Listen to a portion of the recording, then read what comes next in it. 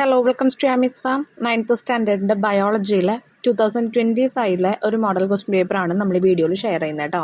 ആൻസേഴ്സും കൊടുക്കുന്നുണ്ട്. സോ നിങ്ങൾക്ക് എന്തെങ്കിലും ഡൗട്ട്സ് വരികയാണെങ്കിൽ എന്തായാലും കമൻറ്റ് സെക്ഷനിൽ ചോദിക്കുക. നമുക്ക് സ്റ്റാർട്ട് ചെയ്യാം. ഫസ്റ്റ് ക്വസ്റ്റ്യൻ എന്ന് പറയുന്നത് ജന്തുക്കളിലെ ദ്രവ്യ സംവഹനവുമായി ബന്ധപ്പെട്ട ശരിയായ ചിത്രമേത്? അപ്പോൾ ഞാൻ ആൻസർ ഇവിടെ കൊടുക്കുന്നുണ്ട്. ഓക്കെ, ചിത്രത്തിൽ എന്താണോ ആൻസർ അതാണ് ഞാൻ ഇവിടെ കൊടുക്കുന്നത് കേട്ടോ. ചിത്രം ഒന്നുമില്ല, 4 രീതിയിൽ അങ്ങോട്ടും ഇങ്ങോട്ടും ഡിസോർഡർ ആയിട്ടാണ് നിങ്ങൾക്ക് തന്നിട്ടുണ്ടാവുക. Okay, which is the correct illustration related to the transport of substance in animal?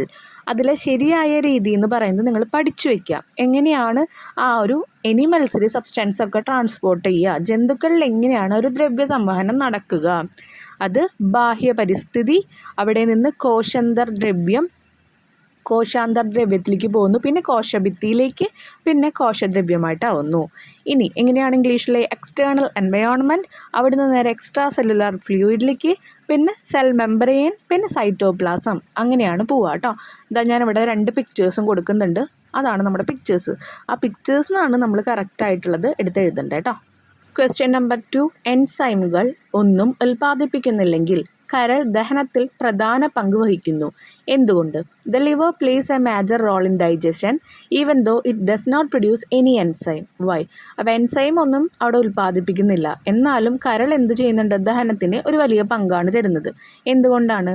ശരിയായ ഉത്തരം എഴുതാനാണ് പറഞ്ഞിരിക്കുന്നത് കേട്ടോ. അപ്പോൾ അതിൻ്റെ ആൻസർ എന്ന് പറയുന്നത് ലിവറിന് വലിയ പ്രാധാന്യം, എൻസൈം ഒന്നും പ്രൊഡ്യൂസ് ചെയ്യുന്നില്ലെങ്കിലും ദഹനം, ഡൈജഷന് ഭയങ്കര പ്രാധാന്യമാണെന്നാണ് പറയുന്നത്. അപ്പോൾ അതെന്തുകൊണ്ടാണ്?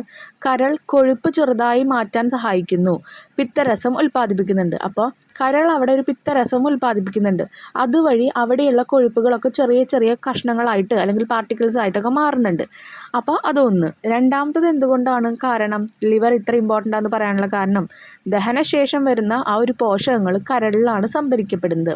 അപ്പോൾ liver produce bile which help break down fat into smaller molecules. ഇനി after digestion nutrients are stored in liver. അപ്പോൾ ലിവർ ചെയ്യുന്ന പ്രക്രിയ നിങ്ങളൊന്ന് പഠിച്ചു വെച്ചോളാം കേട്ടോ. തേർഡ് ക്വസ്റ്റ്യൻ, പ്രസ്താവനയും കാരണവും വിശകലനം ചെയ്യുക. പ്രകാശഘട്ടം പ്രകാശ സാന്നിധ്യത്തിൽ മാത്രം നടക്കുന്നു. ജലം വിഘടിക്കാൻ പ്രകാശശക്തി ആവശ്യമാണ്. Analyse the statement and reason. Light reaction occurs only in presence of light. Splitting of water require light. Choose correct option. അപ്പോൾ ഇതിൽ ശരിയായത് ഏതാണെന്നാണ് ചോദിച്ചിരിക്കുന്നത്. അപ്പോൾ ഈ ഒരു സ്റ്റേറ്റ്മെൻറ്റ് നമുക്ക് മനസ്സിലായില്ലേ? ഈ സ്റ്റേറ്റ്മെൻറ്റ് ശരിയാണോ എന്നാണ് ചോദിച്ചിരിക്കുന്നത്.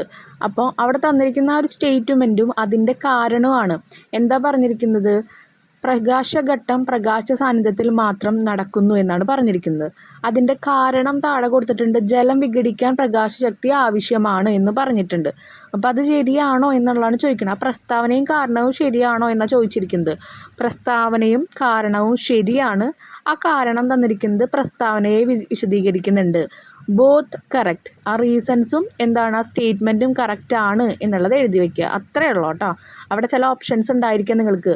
ബോത്ത് ആൻസേഴ്സ് ആർ കറക്റ്റ്, അല്ലെങ്കിൽ അതിൽ പറയും statement correct but reason is not correct എന്നൊക്കെ പറഞ്ഞ് കൊടുത്തിട്ടുണ്ടാവും. അപ്പോൾ നിങ്ങൾക്ക് ഈ ഒരു ആശയം മനസ്സിലാക്കി കഴിഞ്ഞാൽ അവിടെ തന്നിരിക്കുന്നതിന് നമുക്ക് ഓപ്ഷൻ എഴുതാൻ പറ്റും. കുറേ ഓപ്ഷൻസ് ഉണ്ട്. ഞാൻ നമ്മുടെ ഭയങ്കര ലെങ്തി ആക്കേണ്ട വീഡിയോ എന്ന് വെച്ചിട്ടാണ് ആൻസേഴ്സ് ഇങ്ങനെ കൊടുക്കുന്നത് കേട്ടോ. ഓക്കെ, അപ്പോൾ ഇതെന്താണ് ടോപ്പിക് എന്ന് മനസ്സിലാക്കുക. ഇത് രണ്ടും ശരിയാണെന്നുള്ള കാര്യം മനസ്സിലേക്ക് എടുക്കുക. ഫോർത്ത് ക്വസ്റ്റ്യൻ, ഹൈഡ്രയിൽ ദഹനം ആരംഭിക്കുന്നത് എവിടെ? Where does digestion begin in hydra? എവിടെയാണ്? ഫുഡ് വാക്യൂളിനുള്ളിലാണ്. Inside food vacuole. അപ്പോൾ ഹൈഡ്രയിൽ ഡൈജഷൻ, ഹൈഡ്രയിൽ ദഹനം സ്റ്റാർട്ട് ചെയ്യുന്നത് food vacuole, inside food vacuole. Fifth question, 2 വ്യക്തികളുടെ ഭക്ഷണശീലങ്ങൾ നൽകിയിരിക്കുന്നു. ആരുടെ ഭക്ഷണശീലം ഹൃദയാരോഗ്യത്തിന് ദോഷകരമാകും? ഇനി അത് ബന്ധപ്പെടുത്തി 3 രോഗങ്ങൾ എഴുതാനാണ് പറഞ്ഞിരിക്കുന്നത്. Food habits of 2 person are given. Whose food habits is harmful to heart health? Relate with any 3 circulatory system disease. അപ്പോൾ ആ 2 വ്യക്തികളുടെ ഫുഡ് ഹാബിറ്റ് നമുക്ക് ആദ്യം കാണാം. അപ്പോൾ ഇതിൽ ഫസ്റ്റ് പേഴ്സൺ കഴിക്കുന്ന food fried snack, fried fish, egg, pappadam. 1 എണ്ണക്കടികൾ, മത്സ്യം വറുത്തത്, മുട്ട, പപ്പടം. രണ്ടാമത്തെ ആൾ കഴിക്കുന്നത് puttu, fruits, milk, leafy vegetable. പുട്ട്, പഴവർഗ്ഗങ്ങൾ, പാൽ, ഇലക്കറികൾ. അപ്പോൾ ഇവരുടെ ആരുടെ ഭക്ഷണമാണ് ഏറ്റവും ഹൃദയാരോഗ്യത്തിന് ദോഷകരമായിട്ടുള്ളത്? നമുക്കറിയാം ഹാനികരമായിട്ടുള്ളത് വ്യക്തി 1 ആണ്. പേഴ്സൺ 1 ആണ്. കാരണം എന്താ, ഫ്രൈഡ് ഫുഡും എഗ്ഗും ഫിഷും പപ്പടമൊക്കെയാണ് കഴിക്കുന്നത്. ഇത് ബന്ധപ്പെട്ട് വരാവുന്ന 3 രോഗങ്ങൾ ഏതൊക്കെയാണ്? നമുക്ക് എഴുതാൻ പറ്റും. അമിതവണ്ണം, രക്തസമ്മർദ്ദം, അല്ലെങ്കിൽ എതിറോസ്ക്ലോറോസിസ്, അല്ലെങ്കിൽ ഹൃദയാഘാതം, heart attack, hyper tension, obesity എന്ന് നമുക്ക് എഴുതാൻ പറ്റും. ഈ ഒബേസിറ്റി എന്ന് പറഞ്ഞാൽ നമ്മൾ എന്താ പറയുക, അമിതവണ്ണത്തിനാണ് പറയുന്നത് കേട്ടോ. പിന്നെ 6th ക്വസ്റ്റ്യൻ, ചിത്രം നോക്കി ദഹന പ്രക്രിയ തിരിച്ചറിയുക. അത് നടക്കുന്ന സ്ഥലം, ആഹാരത്തിൻ്റെ യാന്ത്രിക ദഹനത്തിൻ്റെ പങ്ക്, അല്ലെങ്കിൽ ഹൃദയത്തെ ചുറ്റിയ ഇരട്ട പാളികകളിൽ ഉള്ള ദ്രവം തിരിച്ചറിയുക. മറ്റൊരു ധർമ്മം എഴുതുക. അപ്പോൾ 6th 2 ക്വസ്റ്റ്യൻസ് വരുന്നുണ്ട് കേട്ടോ. ഒന്നാമത്തത്, observe illustration, identify digestive process, its location and its role in mechanical digestion. അല്ലെങ്കിൽ ഓർ എന്ന് പറഞ്ഞിട്ട്, a fluid between double layers around heart protect from external shock, identify and write another function. നമുക്ക് നോക്കാം, pictures ഉണ്ട്, നോക്കാം. അപ്പോൾ ആ picture കണ്ടിട്ട് 6ാമത്തെ എ എന്ന് പറയുന്നത് ഏത് ദഹന പ്രക്രിയയാണ് അഥവാ ഏത് ഡൈജസ്റ്റീവ് പ്രോസസ്സ് ആണെന്നാണ് നിങ്ങൾക്ക് മനസ്സിലായത്? അത് യാന്ത്രിക ദഹനമാണ്, അല്ലെങ്കിൽ മെക്കാനിക്കൽ ഡൈജഷൻ എന്നാണ് പറയാം. ടെക്സ്റ്റിലെ ആ പിക്ചറും അതിൻ്റെ കാര്യങ്ങളും കൊടുത്തിട്ടുണ്ട് കേട്ടോ. ഇനി അതിലെ 2ാമത്തെ എന്ന് പറയുന്നത്, അവിടെ ചോദിച്ചത് എന്താണ്, which part of the digestive system does this process take place? ഇത് ഏത് ഭാഗത്താണ്, അല്ലെങ്കിൽ ഇതിൻ്റെ ലൊക്കേഷൻ, ഇറ്റ്സ് ലൊക്കേഷൻ എന്ന് ചോദിച്ചിട്ടുണ്ട്. അതിൻ്റെ ലൊക്കേഷൻ എവിടെയായിട്ടാണ് വരിക? നടക്കുന്ന സ്ഥലം ഏതായിട്ടാണ് വരിക? നടക്കുന്ന സ്ഥലം എന്ന് പറയുന്നത് എവിടെയാണ്? ദഹനവ്യൂഹത്തിലാണ്, അല്ലെങ്കിൽ ഇൻ എലിമെൻ്ററി കനാലിലാണ് ഇത് നടക്കുന്നത്. ഇനി അവിടെ നടക്കുന്ന ആ ഒരു പ്രോസസ്സ് എന്താണ്? അല്ലെങ്കിൽ how does this process help in the mechanical digestion of food? അല്ലെങ്കിൽ ആഹാരത്തിൻ്റെ യാന്ത്രിക ദഹനത്തിൻ്റെ ഇതിലുള്ള പങ്ക് എന്നാണ് ചോദിച്ചിരിക്കുന്നത്. What is its role in mechanical digestion എന്നാണ് ചോദിച്ചിരിക്കുന്നത്. അപ്പോൾ എന്താണ് അതിൻ്റെ റോൾ എന്ന് പറയുന്നത്? ഭക്ഷണം ചെറുതാക്കുന്നു, അല്ലെങ്കിൽ break food into smaller particle. മനസ്സിലായല്ലോ? അപ്പോൾ ഈ ഒരു പ്രക്രിയ എന്ന് പറയുന്നത് മെക്കാനിക്കൽ ഡൈജഷനാണ്, യാന്ത്രിക ദഹനമാണ്. ഇത് നടക്കുന്നത് ഇൻ എലിമെൻ്ററി കനാലിലാണ്, ദഹനവ്യൂഹത്തിലാണ്. അവിടെ ചെയ്യുന്ന പ്രവൃത്തി എന്ന് പറയുന്നത് break food into smaller part, ഭക്ഷണം ചെറുതാക്കുന്നു. ഓരോന്നിനും എഴുതുന്നതിന് ഓരോ മാർക്ക് വീതം ഉണ്ടാവും കേട്ടോ. 3 മാർക്ക് എക്ക് മാത്രമുണ്ട്. അതറിയില്ലെങ്കിൽ നിങ്ങൾ ബി അറ്റൻഡ് ചെയ്യാം. ബി എന്ന് പറയുന്നത് എന്താണ്? അവിടെ ഹൃദയത്തെ ചുറ്റിയ ഇരട്ടപ്പാളികൾ ഉള്ള ദ്രവം തിരിച്ചറിയുക, അല്ലെങ്കിൽ a fluid between double layers around heart protect. ഏതാണത്? അത് പെരിക്കാർഡിയൽ ഫ്ലൂയിഡാണ്, പെരിക്കാർഡിയൽ ദ്രവം എന്ന് പറയും. ഇനി അവിടെ പറയുന്നത് എന്താണ്? അവിടെ പറയുന്നത് identify and write another function എന്നാണ് പറഞ്ഞിരിക്കുന്നത്. മറ്റൊരു ധർമ്മം എഴുതാൻ പറഞ്ഞിട്ടുണ്ട്. Protect heart from friction and external shock, ഹൃദയത്തെ ഘർഷണത്തിൽ നിന്ന് സംരക്ഷിക്കുന്നു എന്ന് പറഞ്ഞു. Next 7th question, a student answered digestion is the same in hydra and amoeba, evaluate. ഹൈഡ്രയിലും അമീബയിലും ദഹന പ്രക്രിയ ഒരുപോലെയാണെന്ന് ഒരു കുട്ടി വിലയിരുത്തി. അപ്പോൾ ഇവിടെ നിങ്ങളുടെ അഭിപ്രായം എഴുതാനാണ് പറഞ്ഞിരിക്കുന്നത് കേട്ടോ. അപ്പോൾ നോക്കാം, ഇത് പാർഷ്യലി കറക്റ്റാണ്, മറുപടി ഭാഗികമായി ശരിയാണ്, പകുതി ശരിയാണ്. കാരണം amoeba only intercellular digestion, അമീബയിലെ ഇൻട്രാ സെല്ലുലാർ ഡൈജഷൻ മാത്രമാണ് നടക്കുന്നത്. ഹൈഡ്രയിലെ extracellular digestion in cavity first, ആദ്യം എക്സ്ട്രാ സെല്ലുലാർ ഡൈജഷൻ നടക്കുന്നു, ദെൻ ഇൻട്രാസെല്ലുലാർ, എന്നിട്ട് ഇൻട്രാസെല്ലുലാർ നടക്കുന്നു. അപ്പോൾ അമീബയിൽ പൂർണ്ണമായും അന്തർകോശ ദഹനമാണ് നടക്കുന്നത്. ഹൈഡ്രയിൽ ആദ്യം ബാഹ്യദഹനം നടക്കും, അതിനുശേഷം അന്തർകോശ ദഹനം നടക്കും. ക്ലിയർ ആയല്ലോ? അപ്പോൾ ഡൈജഷൻ സെയിം ആണോ എന്ന് ചോദിച്ചു കഴിഞ്ഞാൽ രണ്ടെണ്ണത്തിലും ഓരോ ഡൈജഷൻ സെയിം ആയിട്ട് വരുന്നുണ്ട്. ഇൻട്രാസെല്ലുലാർ വരുന്നുണ്ട്, പക്ഷേ ഹൈഡ്രയിൽ എക്സ്ട്രാ സെല്ലുലാർ നടന്നതിന് ശേഷം അഥവാ ബാഹ്യദഹനം നടന്നതിന് ശേഷമാണ് അന്തർകോശ ദഹനം നടക്കുന്നത്. ക്ലിയർ ആയല്ലോ? 8th ക്വസ്റ്റ്യൻ എന്ന് പറയുന്നത് അന്തർദേശീയ കണ്ടൽ സംരക്ഷണ ദിന അവതരണത്തിന് 2 സേവനങ്ങൾ കൂടി ചേർക്കാനാണ് പറഞ്ഞിരിക്കുന്നത്. International mangrove day presentation add 2 more ecological service എന്നാണ് പറഞ്ഞിരിക്കുന്നത്. ഒന്നാമത്തെ തീരദേശ സംരക്ഷണം നമുക്ക് എഴുതാം. Protect cost line from erosion. ഇതുപോലെ ഇപ്പോൾ മണ്ണൊലിപ്പിൽ നിന്നൊക്കെ തടയാനായിട്ട് കോസ്റ്റ് ലൈൻസും തീരദേശങ്ങളൊക്കെ നമുക്ക് എന്ത് ചെയ്യാം? സംരക്ഷിക്കാം. അല്ലെങ്കിൽ കാർബൺ ഡയോക്സൈഡ് ആഗിരണം, absorb excess CO2. Carbon dioxide കൂടി കഴിഞ്ഞാൽ നമുക്കറിയാം അത് നമുക്ക് ഹെൽത്തിനും നമ്മുടെ ഈ ഒരു പ്രകൃതിക്കും മോശമാണ്, അല്ലെങ്കിൽ നാശമായിട്ടാണ് വരിക അത്. അപ്പോൾ അതിനെന്ത് ചെയ്യാം? അത് അബ്സോർബ് ചെയ്യാനുള്ള വഴികൾ നോക്കാം. ഇനി അതിൽ തന്നെ ഒരു ബി ക്വസ്റ്റ്യൻ ഉണ്ട്. സമുദ്ര മലിനീകരണം കടുത്ത ഭീഷണിയാണ്. പ്രസക്തി വിശദമാക്കാനാണ് പറഞ്ഞിരിക്കുന്നത്. Marine pollution is a serious threat. Explain significance എന്നാണ് പറഞ്ഞിരിക്കുന്നത്. നമുക്കറിയാം marine pollution destroy marine life. കടലിലുള്ള ഓരോ ജീവികളുടെയും ജീവിതം ഇങ്ങനെ പോയിക്കൊണ്ടിരിക്കുകയാണ്. Reduce fish population. നമുക്കറിയാം മീനുകളുടെ എണ്ണം കുറഞ്ഞുകൊണ്ടിരിക്കുകയാണ്. അപ്പോൾ സമുദ്ര മലിനീകരണം സമുദ്രജീവികളെ നശിപ്പിക്കുന്നു. മീനുകൾ മാത്രമല്ല സമുദ്രത്തിലുള്ളത്, ബാക്കിയും നമ്മൾ അറിയാത്ത ഒരുപാട് ജീവികളുണ്ട്. അപ്പോൾ മത്സ്യസമ്പത്ത് അവിടെ കുറഞ്ഞുകൊണ്ടിരിക്കുകയാണ്. അതുവഴി കുറേ ആൾക്കാരുടെ തൊഴിലും നഷ്ടപ്പെടും. Okay. 9th question. In plants, substance enter cytoplasm through wall and intercellular spaces. Explain with other pathway. സസ്യങ്ങളിൽ ദ്രവ്യങ്ങൾ കോശഭിത്തിയും ഇടവിള്ളലും വഴി പ്രവേശിക്കുന്നു. മറ്റു മാർഗങ്ങളുമായി വിശദീകരിക്കാനാണ് പറഞ്ഞിരിക്കുന്നത്. അപ്പോൾ സസ്യങ്ങളിൽ എങ്ങനെ സൈറ്റോപ്ലാസത്തിലേക്ക് ഓരോ സബ്സ്റ്റൻസും എത്തുന്നത്? വാൾ വഴിയും ഇൻ്റർസെല്ലുലാർ സ്പേസ് വഴിയും ഭിത്തി വഴിയും ഇടവിള്ളലും വഴിയും. അപ്പോൾ ദ്രവ്യങ്ങൾ സസ്യങ്ങളിൽ എത്തുന്നത് കേട്ടോ. വേറെ എന്തൊക്കെ മാർഗങ്ങളുണ്ടെന്നൊന്ന് പറയാനാണ് പറഞ്ഞിരിക്കുന്നത്. ദ്രവ്യങ്ങൾ ഓസ്മോസിസ്, ഡിഫ്യൂഷൻ, സജീവ ഗതാഗതം വഴിയും പ്രവേശിക്കുന്നു. Substance also move through osmosis, diffusion and active transport. ഇതുവഴിയും എന്തു ചെയ്യാൻ സബ്സ്റ്റൻസ് എത്താറുണ്ട്. ഈ കോശഭിത്തിയും ഇടവിള്ളലും അല്ലെങ്കിൽ വാൾ ആൻഡ് ഇൻ്റർസെല്ലുലാർ സ്പേസസ് മാത്രമല്ല, ഡിഫ്യൂഷൻ വഴിയും ഓസ്മോസിസ് വഴിയും ആക്റ്റീവ് ട്രാൻസ്പോർട്ട് വഴിയും എത്താറുണ്ട്. 10th question. Process help transport of glucose and ions across plasma membrane. Does not require energy. Identify and explain. അപ്പോൾ ഗ്ലൂക്കോസ് അയോണുകൾ പ്രവേശിപ്പിക്കുന്ന ഊർജം ആവശ്യമില്ലാത്ത പ്രക്രിയ തിരിച്ചറിയുക, വിശദീകരിക്കുക. അപ്പോൾ ഗ്ലൂക്കോസും അയോൺസും നമുക്ക് ട്രാൻസ്പോർട്ട് ചെയ്യണം പ്ലാസ്മ മെമ്പറൈനിലോട്ട്. അവിടെ നമുക്ക് എനർജി ആവശ്യമില്ല എന്നാണ് പറഞ്ഞിരിക്കുന്നത്. അത് ഏത് പ്രക്രിയ എന്ന് ചോദിച്ച് അതിനെ പറയുന്ന പേരാണ് ഫെസിലിറ്റേറ്റഡ് ഡിഫ്യൂഷൻ അല്ലെങ്കിൽ സഹായത വ്യാപനം എന്ന്. അതെന്തുകൊണ്ടാണ് അവിടെ എനർജി ആവശ്യമില്ലാത്തത്? അവിടെ use carrier proteins for glucose. അവിടെ കാരിയർ പ്രോട്ടീൻസ് ആണ് യൂസ് ചെയ്യുന്നത് ഗ്ലൂക്കോസിന് വേണ്ടിയിട്ട്. അതുകൊണ്ടാണ് അവിടെ എനർജി ആവശ്യമില്ലാത്തത്. കാരിയർ പ്രോട്ടീൻ വഴിയാണ് അവിടെ എന്ത് ചെയ്യുന്നത്? ആ ഒരു ട്രാൻസ്പോർട്ടേഷൻ നടക്കുന്നത്. അപ്പോൾ അവിടെ എന്തില്ല? എനർജി ആവശ്യമില്ല. അപ്പോൾ ഇനി ഇതുപോലെയുള്ള രണ്ട് കാര്യങ്ങൾ അല്ലെങ്കിൽ രണ്ട് പേരുകളാണ് ഡിഫ്യൂഷൻ. ഇപ്പം നമ്മൾ പറഞ്ഞത് ഫെസിലിറ്റേറ്റഡ് ഡിഫ്യൂഷനാണ്. നോർമൽ ഡിഫ്യൂഷൻ എന്ന് പറയുന്നതും ഓസ്മോസിസ് എന്ന് പറയുന്നതും ഇതുപോലത്തെ രണ്ട് പ്രക്രിയയാണ്. അപ്പോൾ അവർ ചോദിക്കാം ഇതുപോലത്തെ രണ്ട് പ്രക്രിയ എഴുതാൻ പറഞ്ഞാൽ നിങ്ങൾ എഴുതണം. ഇതുപോലെ എനർജി ആവശ്യമില്ലാത്ത രണ്ട് പ്രക്രിയ ഡിഫ്യൂഷൻ അല്ലെങ്കിൽ ഓസ്മോസിസ് എന്ന് നമുക്ക് എഴുതാം. ഡിഫ്യൂഷൻ എന്ന് പറഞ്ഞാൽ നമുക്കറിയാം ഹൈ കോൺസെൻട്രേഷനുള്ള സ്ഥലത്ത് നിന്ന് ലോ കോൺസെൻട്രേഷനിലേക്ക് വരിക. Next question 11th one. Observe the illustration and answer the question എന്നാണ് പറഞ്ഞിരിക്കുന്നത്. അവിടെ ആദ്യം എ രക്തം ബ്ലഡ് തന്നിട്ടുണ്ട്, ബി ടിഷ്യൂ ദ്രവം അല്ലെങ്കിൽ ടിഷ്യൂ ഫ്ലൂയിഡ് തന്നിട്ടുണ്ട്, മൂന്നാമത്തെ ലിംഫ് തന്നിട്ടുണ്ട്. How is C formed from B? ബിയിൽ നിന്ന് സി രൂപപ്പെടുന്നത് എങ്ങനെ?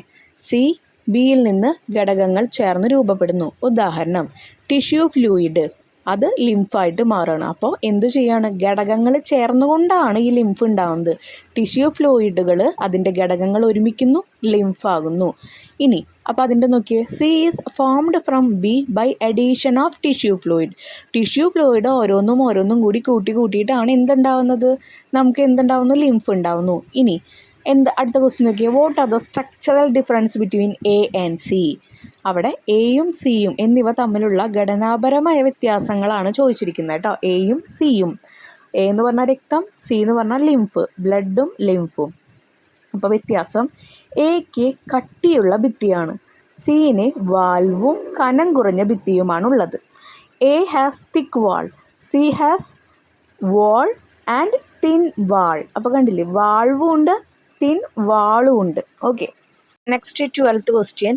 ഗാഢ ഉപ്പിലായനിയിലും ശുദ്ധജലത്തിലും നിക്ഷേപിച്ച റിയോ ഇലയിലെ കോശങ്ങളുടെ ചിത്രങ്ങളാണ് ചുവടെ നൽകിയിരിക്കുന്നത്.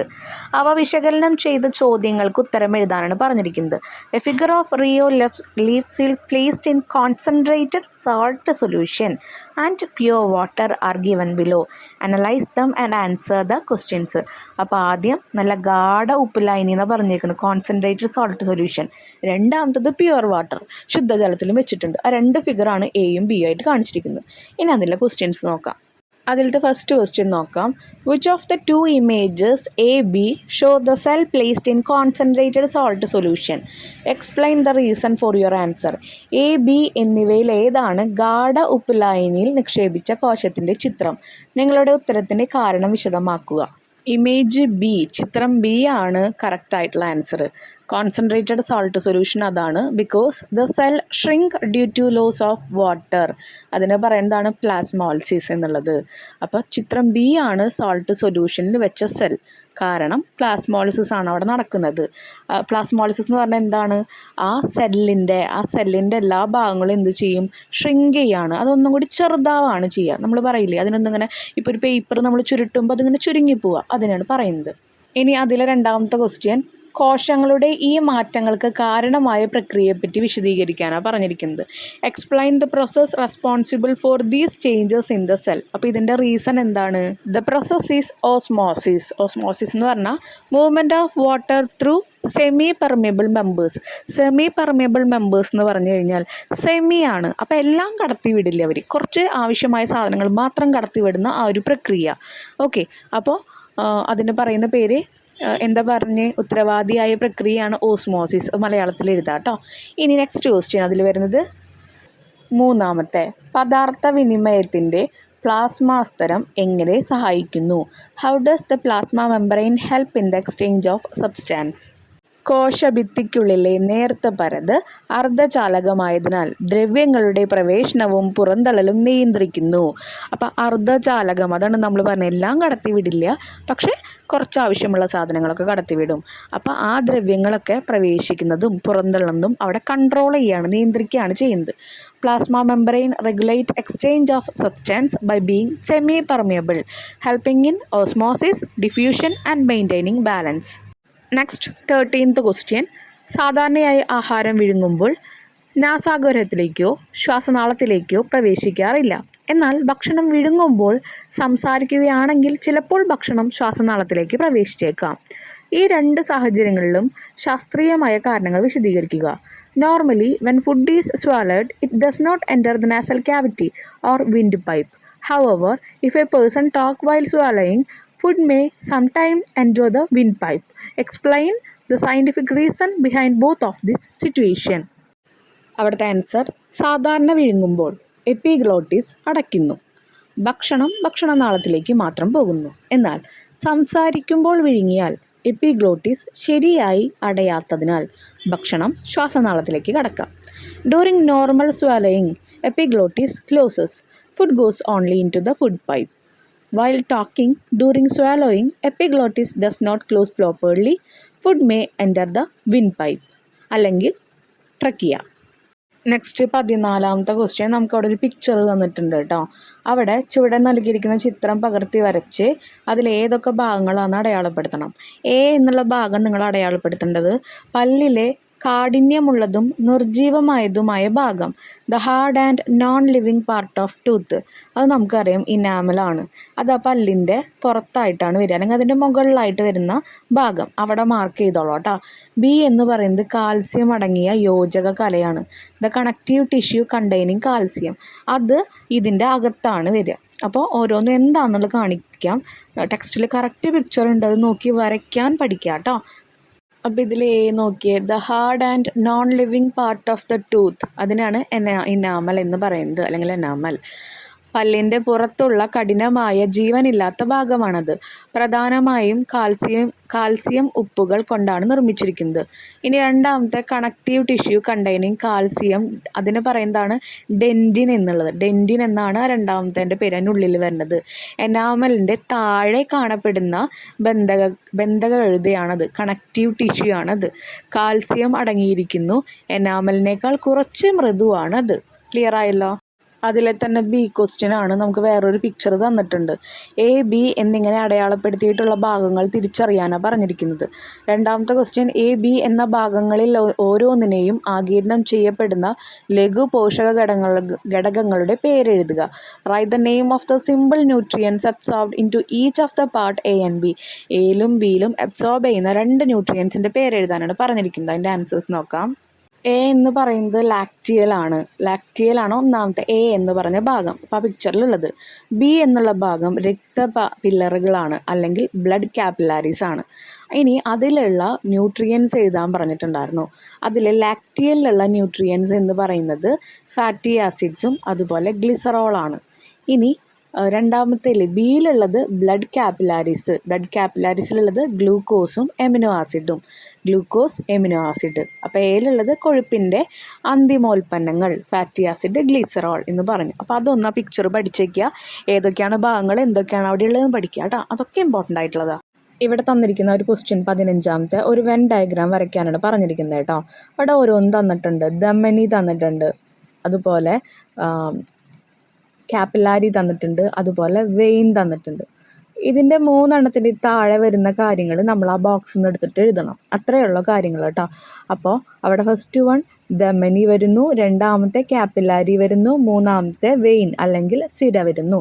അതിലെ ഏറ്റവും യോജിച്ച കാര്യങ്ങൾ എടുത്ത് നമ്മൾ എഴുതുക. ഇതിൽ ശ്രദ്ധിക്കേണ്ട കാര്യം, ഇപ്പോൾ കാപ്പിലാറിയിലും അതുപോലെ ആർട്ടറി ധമനിയിലും ഒരുമിച്ച് വരുന്നതും എഴുതിയിട്ടുണ്ട്. അപ്പോൾ ആ 2 വരുന്ന ആ ഒരു പ്രോപ്പർട്ടീസും നമ്മളെടുത്ത് എഴുതണം. അതുപോലെ കാപ്പിലാറിയിലും വെയിനിലും വരുന്നത് എഴുതിയിട്ടുണ്ട്. അപ്പോൾ അതും നമ്മൾ ഫില്ല് ചെയ്യണം. ആ ഇ എന്ന് പറയുന്നത് 2 മിക്സ് ആയിട്ട് വരുന്നതാണ്. ഓക്കെ, അങ്ങനെ വേണം ഓരോന്നും ചൂസ് ചെയ്ത് എഴുതാട്ടോ. ഇത് നിങ്ങൾ ക്വസ്റ്റ്യൻ ട്രൈ ചെയ്യുക, കിട്ടുന്നില്ലെങ്കിൽ മാത്രം ആൻസേഴ്സ് നോക്കുക. ഇപ്പം ഞാൻ താഴെ ഇംഗ്ലീഷ് മീഡിയത്തിൻ്റെ ആൻസേഴ്സ് കൊടുത്തിട്ടുണ്ട്. എ എന്ന് പറയുന്നത് carries blood away from the heart. അതാണ് നമ്മുടെ ധമനി, ആർട്ടറിയുടെ ആ ഒരു യൂസ് എന്ന് പറയുന്നത്. ഇനി ശ്രദ്ധിക്കുക, ബി വരുന്നത് നമ്മുടെ ധമനിയിൽ തന്നെയാണ്, എയുടെ താഴെയാണ് വന്നിരിക്കുന്നത്. അപ്പോൾ അത് വാൾ വിത്ത് എലാസ്റ്റിസിറ്റി, അത് ആ ബോക്സ് നോക്കി എഴുതുക കേട്ടോ.